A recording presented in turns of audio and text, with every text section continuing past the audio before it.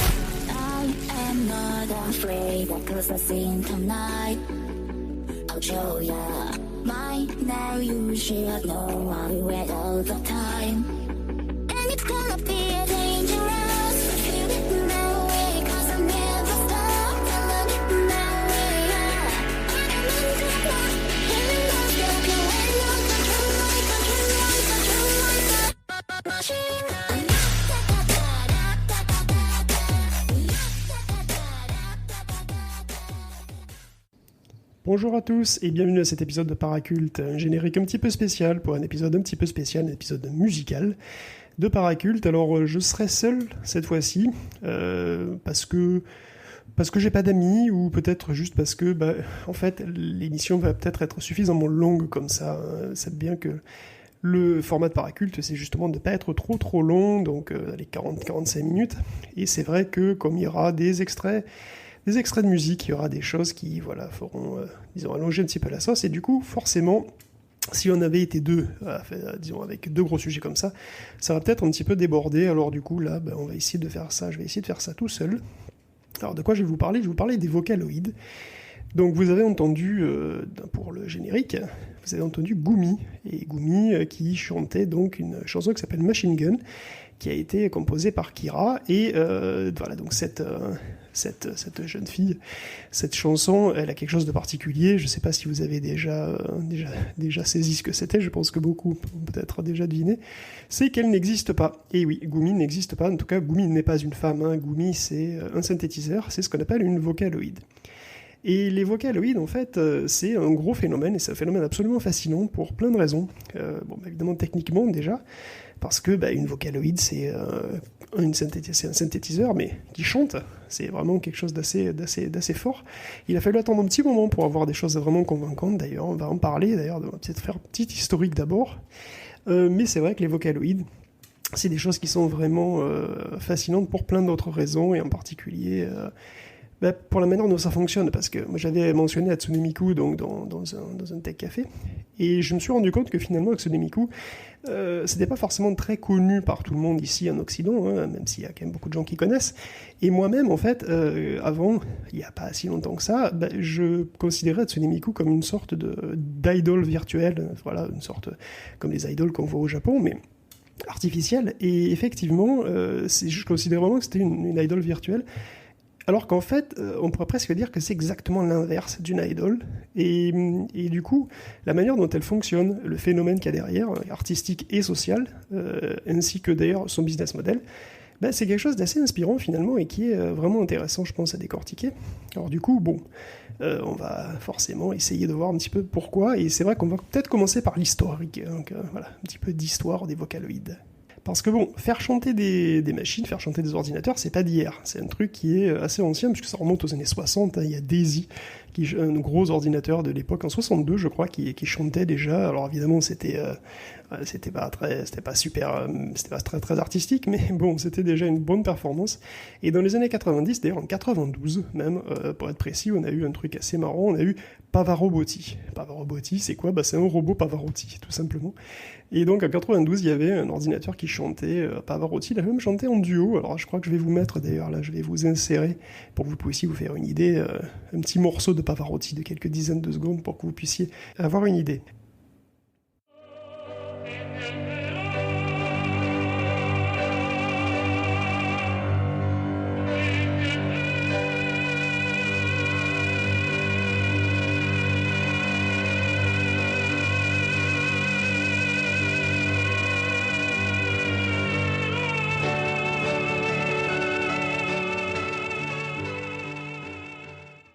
Alors je ne sais pas ce que vous en avez pensé, moi je trouve ça plutôt fort, parce qu'il faut quand même savoir qu'à l'époque, pour faire le Pavarotti là, que vous venez d'entendre, il a fallu modéliser la voix de Pavarotti, c'est-à-dire que les mecs ont fait une sorte de modèle physique de la voix de Pavarotti, ils ont regardé quelles harmonies il y avait dans sa voix, ils ont fait un modèle mathématique, et c'est ce modèle mathématique qui chante, donc c'est quelque chose de vraiment spécifique qui est tuné à la main, quoi.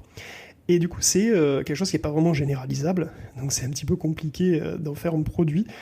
Tout simplement, il a fallu attendre jusque vers les années 2000, en fait, un petit peu avant les années 2000, parce que c'est Yamaha qui a approché l'université de Pompeu, le Pompeu Fabra, donc en Espagne.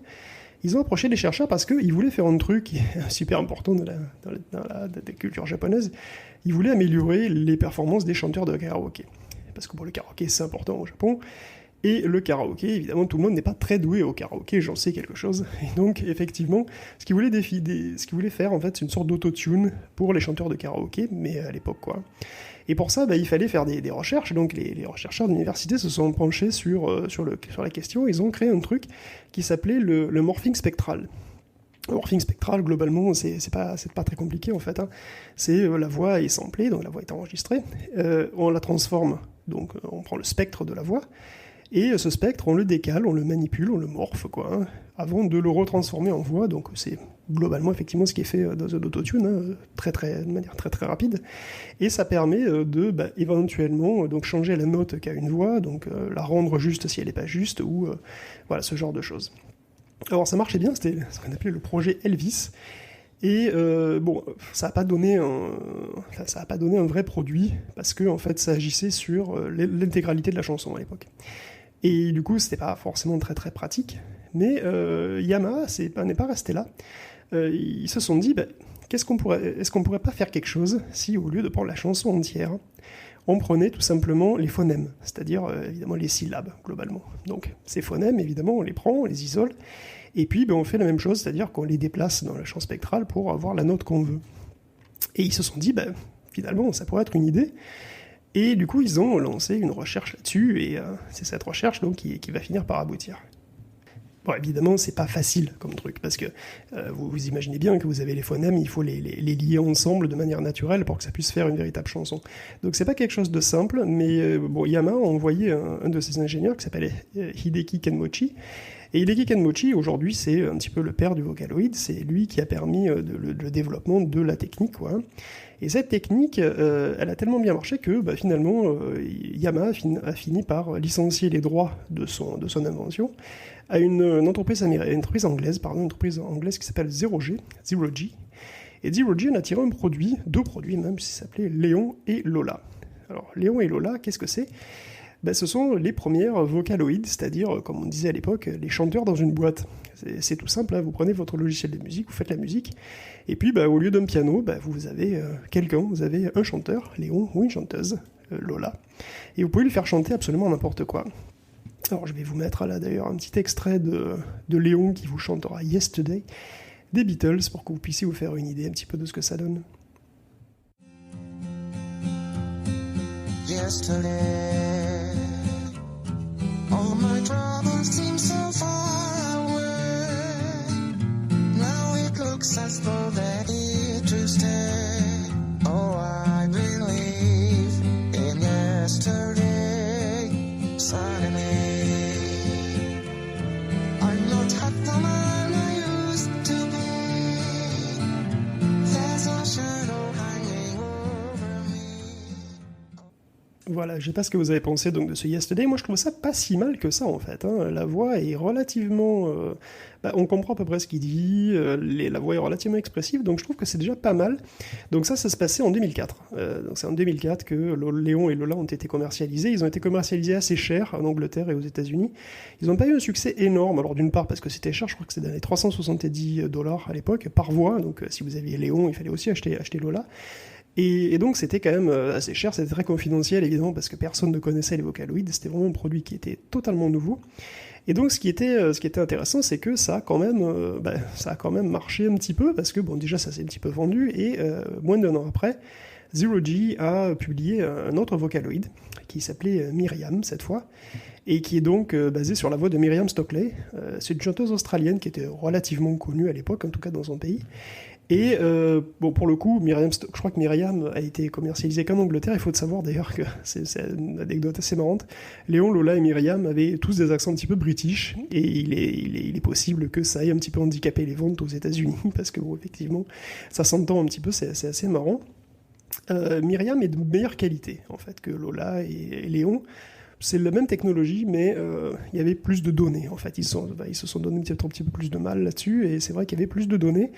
Du coup, Myriam est un petit peu plus, on va dire un petit peu plus naturel. D'ailleurs, je vais vous mettre un exemple tout de suite de Myriam. Voilà, Myriam qui va vous chanter Fly Me to the Moon, donc un classique. Hein. Vous allez pouvoir aussi vous faire une idée un petit peu de ce que ça donne, comme ça.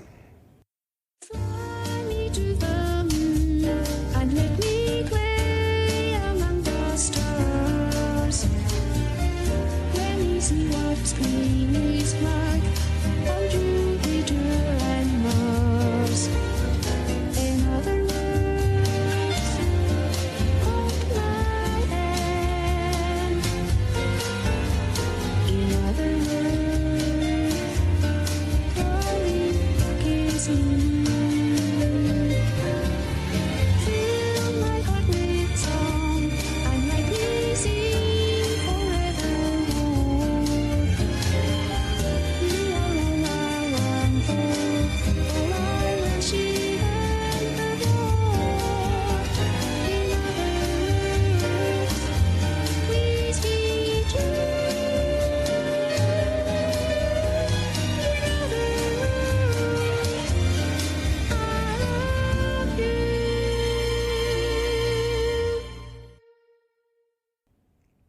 Voilà, alors moi je trouve que c'est plutôt joli, et en fait, effectivement, alors je vais pas vous passer d'extrait de Lola, bon, vous pourrez aller voir sur YouTube hein, si vous voulez. Myriam a une voix qui est relativement douce et qui marche plutôt bien. Donc ce sont tous des Vocaloid 1, et ces Vocaloid 1 ont quand même été utilisés, hein, par exemple par Mike Oldfield, qui a utilisé donc ça dans un de ses albums. Et il y a eu aussi la bande originale de Paprika, le film d'animation japonais qui, en 2006, a utilisé donc la banque de voix de Lola pour faire sa bande originale, enfin une partie de sa bande originale. Je crois que c'est même le premier film qui a utilisé des Vocaloids. Donc c'est quand même assez notable. Il y a eu une des utilisations de ce genre de truc, mais on peut pas vraiment dire que ça ait été, que ça ait cassé la baraque quoi à l'époque. Mais bon, alors évidemment, le principal problème de ces Vocaloid 1, c'est que c'est encore quand même un petit peu mécanique. Et du coup, ils ont imaginé de passer à une version 2 de Vocaloid en améliorant les choses. Alors comment ils s'y sont pris ? En fait, le Vocaloid 1, on va dire que c'est pas vraiment un sample, c'est-à-dire c'est une recréation de la voix humaine. C'est-à-dire que la voix humaine est enregistrée, donc il y a des vrais chanteurs hein, qui sont à la base de ça, mais on va prendre leurs caractéristiques et on va les réencoder dans le moteur. Et c'est comme ça que les Vocaloid 1 vont fonctionner. Ce ne sont pas vraiment des samples. À la différence du moteur Vocaloid 2, donc alors le moteur Vocaloid 2, lui par contre, ce qu'il va faire, c'est qu'il va sampler la voix exactement comme on samplerait un instrument de musique dans un logiciel de musique, quoi. C'est-à-dire comme un piano. Un piano, voilà, vous savez chaque note, vous samplez chaque note. En fait, dans un piano, quand vous avez un logiciel de musique, vous samplez chaque note. Là, c'est la même chose. Vous allez prendre donc une personne, une chanteuse, et vous allez lui faire sampler chaque note.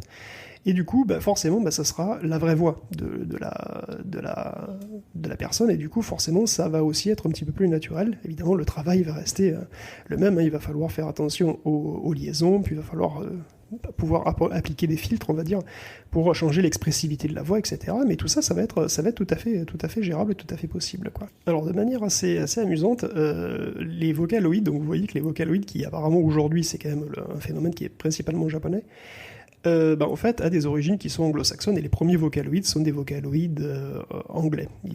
Pour l'instant, ils parlent tous anglais. Alors ça va changer avec le Vocaloid 2 et surtout avec l'acquisition de la licence par Krypton Future Media, qui est donc une entreprise japonaise basée à Sapporo, qui lui va créer les 2 premiers vocaloïdes japonais. Alors les 2 premiers vocaloïdes japonais, c'est Meiko et Kaito. Alors Meiko, c'est donc une vocaloïde japonaise, c'est la première vocaloïde japonaise, une voix féminine, évidemment c'est une voix féminine, elle s'appelle Meiko, c'est aussi un prénom féminin, c'est d'ailleurs le nom de sa mère, c'est-à-dire de la chanteuse, une chanteuse indépendante qui s'appelle Aigo Meiko, qui a fait des albums dans les années 90 et qui donc a offert sa voix, donc sa voix a été samplée pour donner la voix de Meiko. Meiko, c'est donc une vocaloïde japonaise, la première vocaloïde japonaise féminine. Et elle s'est plutôt bien vendue, en fait. Elle s'est vendue à 3000 exemplaires, à peu près. Et elle avait quelque chose de vraiment particulier, cette Meiko, qui est quelque chose qu'on n'aurait pas cru que ça ait un impact aussi important. Mais Meiko, ce qu'elle avait, c'était une personnification. Elle avait un dessin. Alors c'est tout bête, parce qu'en réalité, le dessin était vraiment moche. Mais c'est un gros progrès par rapport aux autres vocaloïdes. En fait, si vous regardez les boîtes de Léon et Lola, ces 2 trucs étaient marketés comme des outils, c'est-à-dire comme des instruments. Donc il y avait une bouche, voilà, c'est des images stock. Il y avait la tête de Myriam Stockwell sur Myriam, d'ailleurs, mais c'était vraiment très impersonnel, c'était quelque chose d'assez générique. Alors que là, bizarrement, on ne sait pas si c'est parce que c'est au Japon ou autre chose, mais en tous les cas, le fait qu'il y ait eu un petit personnage manga sur une petite fille, c'est une fille... Donc c'est une petite brune aux cheveux courts, avec une robe rouge, dessinée d'ailleurs par un non professionnel, c'était un employé de Krypton qui a fait ça sur un coin de table, ou presque, et bon, ça a donné un visage, ça a donné quelque chose de graphique à la voix de la vocaloïde, et ça a eu une importance absolument considérable. Étonnamment, la personnification des vocaloïdes, c'est ça qui a été la clé, ça a été en tout cas une des grosses raisons du succès et de l'émergence du phénomène vocaloïde dans son ensemble. C'est vrai que c'est assez étonnant. Alors, donc, il y a une femme, Meiko, il y a aussi un homme qui est sorti plus tard, qui s'appelle Kaito. Alors plus tard, c'est un petit peu moins d'un an plus tard. Kaito, lui, par contre, donc, ça a été un chanteur aussi, qui a été... Donc ça a été samplé sur la voix de Fuga Naoto. Alors Fuga Naoto, c'est un chanteur qui est très marrant, très ouvert d'esprit. Alors Meiko aussi, la Meiko originale en tout cas. Et ces 2 chanteurs qui sont vraiment très ouverts d'esprit et qui n'ont pas eu énormément de réticence à l'idée de donner leur voix à un vocaloïde. Et c'est pas si évident que ça. Parce qu'évidemment, si vous donnez votre voix à un vocaloïde, si vous êtes synthétisé, si votre voix est synthétisée, du coup vous n'avez plus de travail, et c'est quelque chose de vraiment important. Évidemment, c'est une véritable angoisse qu'avaient beaucoup de chanteurs auxquels se sont adressés Zero G et Krypton, d'ailleurs, au Japon comme en Angleterre, parce que forcément, les chanteurs ne voyaient pas d'un très très bon œil de pouvoir être remplacés par des machines, par des synthétiseurs, on peut les comprendre. Alors Kaito, donc, c'est un chanteur donc virtuel, et lui aussi, finalement, a été personnifié. Il a été personnifié comme un jeune homme avec les cheveux bleus et un grand foulard bleu. C'est devenu un petit peu ses attributs prototypiques, quoi. Et globalement, ce qui est marrant, c'est que Fuga Naoto, donc le papa de Kaito, adore Kaito. C'est vraiment très heureux, c'est assez marrant, on n'aurait peut-être pas imaginé ça, mais ce mec adore Kaito, il adore son personnage, et il fait même la collection du merchandising de son personnage, et donc des petites figurines, etc.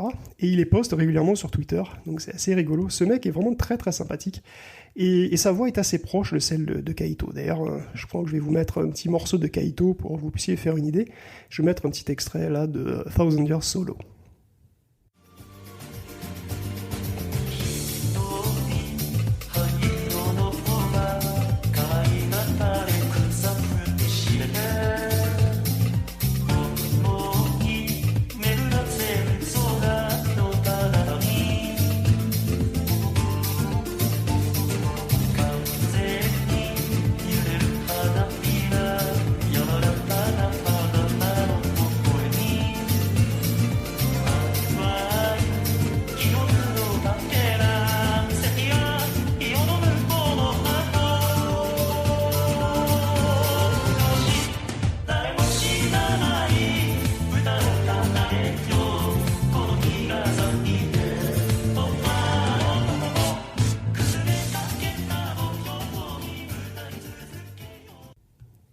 Voilà, vous pouvez vous faire une idée comme ça un petit peu de ce que ça donne.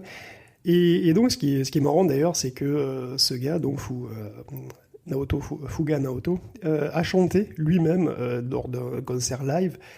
C'était un concert live qui était, alors je sais plus en quelle année, par contre, mais c'est un concert live qui a regroupé les origines, c'est-à-dire des Vocaloid les plus populaires, dont Kaito. Et donc, ils ont chanté les chansons qui ont été composées pour les Vocaloid eux-mêmes. Donc, voilà, par exemple, je vais mettre un petit extrait, parce que là, la boucle est bouclée. Je vais mettre un petit extrait de Fuga Naoto qui chante donc Thousand Years Solo, la chanson qui a été composée eh bien, pour son Vocaloid. 一人灰色の丘乾いた枯れ草踏みしめて思い巡らせる空の彼方に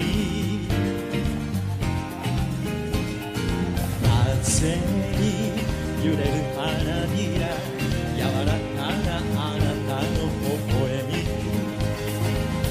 淡い記憶のかけらセピア色の向こうの幻誰も知らない歌を奏でよ好みがさ Voilà, donc le concert Matsuri d'Adiva. Kaito, c'est beaucoup moins bien vendu que Meiko. D'ailleurs, ça a été une des deux grandes leçons que Crypton a apprises en commercialisant Kaito et Meiko. C'est que, bon, d'une part, effectivement, il y avait quand même eu un véritable marché pour ça, donc ça c'était quand même le premier truc, mais ils ont aussi remarqué que, d'une part, la personnification de leurs produits était absolument cardinale, et que vraiment ça a été un vrai gros succès aussi grâce à ça, et ils l'ont vu tout simplement parce qu'il y a énormément de gens qui ont commencé à dessiner des Kaito et des Meiko, à les réinterpréter, à faire du fan art, voilà, tout simplement. Et ça a créé une sorte de mouvement où des gens créaient des chansons pour des personnages qui existaient en quelque sorte dans l'imaginaire collectif. Et ça a été le tout début en fait de ce phénomène-là, qui a commencé avec Kaito et Meiko. Et donc bon, alors surtout avec Meiko, puisque Kaito effectivement ne s'est vendu qu'à 500 exemplaires, et donc ils se sont dit bon ben les voix de mecs apparemment ça a vraiment beaucoup moins de succès. Du coup ce qu'on va faire c'est qu'on va réitérer le truc et on va faire une voix de femme. Encore une fois, une voix de jeune fille, et cette fois, c'est là que ça va être le jackpot, puisque vous vous en doutez, on est en 2007, et en 2007, c'est en 2007 justement que Crypton sort Hatsune Miku. Alors Hatsune Miku, vous la connaissez, hein, c'est évidemment, je pense que c'est un des personnages les plus connus quand même du monde, malgré tout.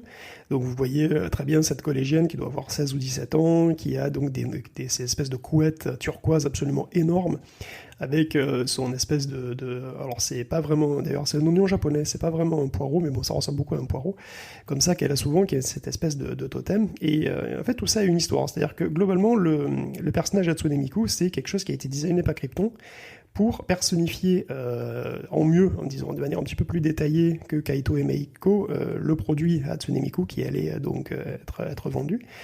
Et Hatsune Miku correspond aussi avec la sortie en 2007 de la seconde version de Vocaloid, donc le Vocaloid 2 pour le japonais.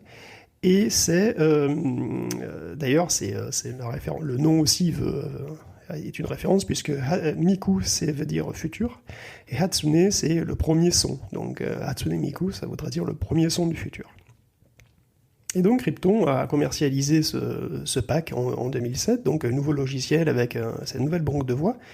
Et puis les fans s'en sont saisis assez rapidement, et donc des musiciens amateurs tout simplement ont commencé à créer des musiques, des chansons avec Hatsune Miku, et ils ont commencé, les gens qui étaient plus doués pour le graphique par exemple ont commencé à faire des illustrations pour Hatsune Miku, et tout ça s'est retrouvé sur Nico Nico Douga, qui est une plateforme de streaming vidéo qui ressemble beaucoup à YouTube mais au Japon.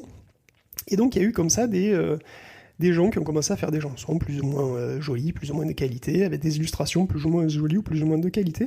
Et ce qui est intéressant, c'est que les choses ont commencé à s'organiser de manière tout à fait organique, hein, c'est-à-dire qu'il y a un mec qui a commencé à faire une chanson, un autre qui s'est dit tiens, je vais l'illustrer avec des dessins ou avec des trucs animés, et puis il y a eu des choses comme ça qui se sont mises en place de manière complètement naturelle. Et au fur et à mesure, il y a eu une communauté qui a commencé à se créer autour des Vocaloid, en particulier autour d'Hatsune Miku. Et tout ça est complètement, disons, on va dire, c'est pas la communauté de l'open source, mais c'est vraiment quelque chose qui est complètement organique. Il y a pas disons, Krypton, lui, ne fait que commercialiser le logiciel, en fait. Il ne fait rien d'autre.